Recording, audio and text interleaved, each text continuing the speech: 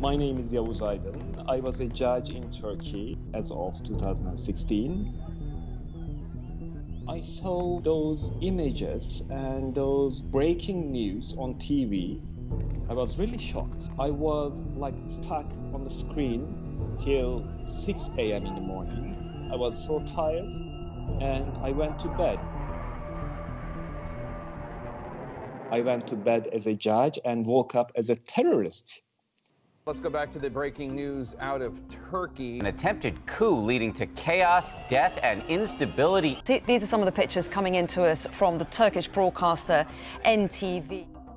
Before then, I had worked as a judge at different levels of judiciary for more than 14 years. I worked as a judge reporter at the Ministry of Justice, DG European Union Affairs. Between 2010 to 2014, more than 3 years, I worked as Justice Counselor at Permanent Representation of Turkey to the EU in Brussels for the harmonization of Turkish legislation and practice with that of the EU. I woke up with my phone ringing. Many people called me from among my colleagues and my family, my wife. So when I just answered the phone, I learned in my bed that there was a list of judges and prosecutors, thousands of judges and prosecutors to be dismissed, and the High Council of Judges and Prosecutors convened with that agenda. By the time I could wash my face and just really wake up, I learned that I was dismissed. Those included in the lists, we understand it later, that they were all the ones who didn't vote for the government's list of Council of Judges and Prosecutors in 2014. I, along with thousands of other colleagues of mine, didn't support that list. So we were against the idea that a government, any government, not only Turkish government, any government in the world shouldn't be in a position to control judiciary. It was on the news as breaking news that approximately 3,000 judges and prosecutors were dismissed. So there were lists on almost every website. It was shared with the media. We were really shocked. I learned that some colleagues of mine, especially in eastern part of Turkey, had already been arrested. Their houses were raided by tens of anti-terror police teams, and they were handcuffed from behind before the eyes of their children and their families. As a judge, I just waited for the police at home. I knew I didn't do anything. I knew it was unconstitutional. I knew it was illegal. It was illegitimate to raid the judges like this. The accusation was being involved in coup attempt. So I saw it on TV, for God's sake. And I was sleeping when all these decisions were taken. There was a reason why the government attacked the judges first.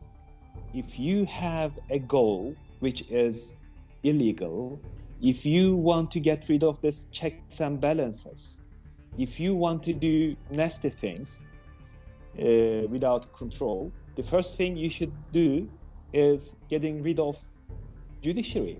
They dismissed more than 4,000 of them, and they arrested approximately 3,000 of them, and around 500 of them are still in jail after more than 4 years now. They replaced them with 11,000 new judges and prosecutors in 4 years' time. After 2013, the government had started to hire judges and prosecutors against the law. So they had hired already approximately 4,000 judges and prosecutors between 2013 to 2016. If you add this 11,000 judges and prosecutors who were employed after 2016, more than 14,000 out of 21,000 judges and prosecutors have been illegally employed by the ruling party. When I saw all those images of people tortured by the police and by the government officers, and those images were aired by the state TV channels themselves, I decided to leave home and I went to Izmir, the neighbor city of Manisa where I worked. 2 days after the coup attempt, police raided my home and they conducted a search, an illegal search again. And while I was not at home, nobody was at home, they seized my computers and my other phones and other things.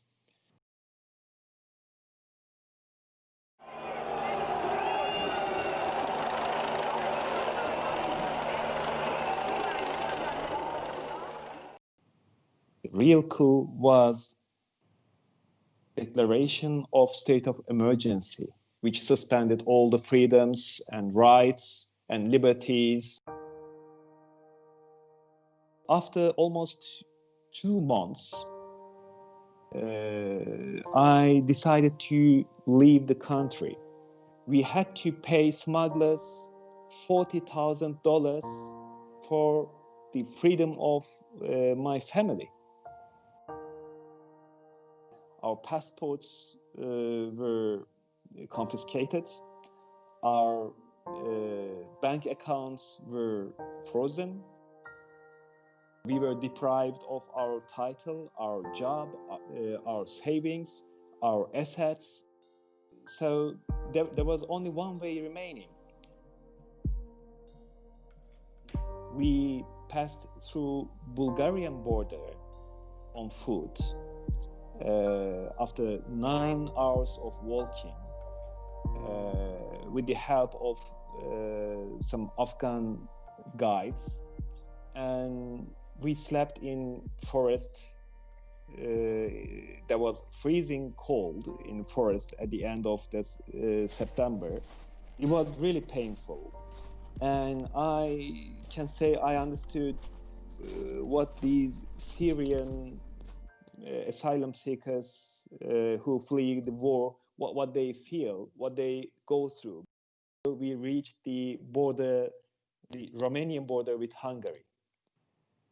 So we slept in forest for at least 3 nights, on freezing cold nights, with my 8-year-old son and 14-year-old daughter then. And with my wife, we were with an Yazidi family who were fleeing ISIS persecution, and a young lady who was raped for several times by ISIS.